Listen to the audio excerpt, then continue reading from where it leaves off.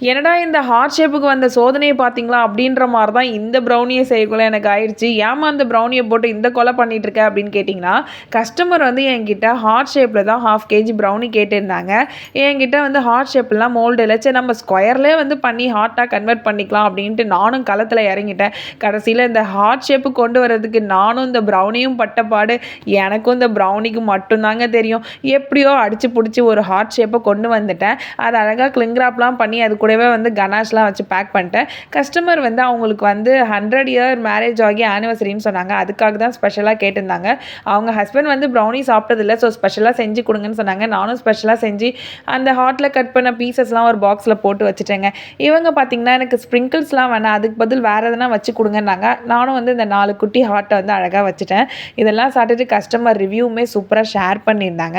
And இது கூடவே வந்து எனக்கு ஒரு 1 kgல பிளாக் ஃபாரஸ்ட் கேக்குமே வந்துருந்துச்சு. அதையுமே அழகாக வந்து கம்ப்ளீட் பண்ணி எடுத்துக்கிட்டேன். இந்த வீடியோ பிடிச்சிருந்தா லைக் பண்ணிக்கோங்க.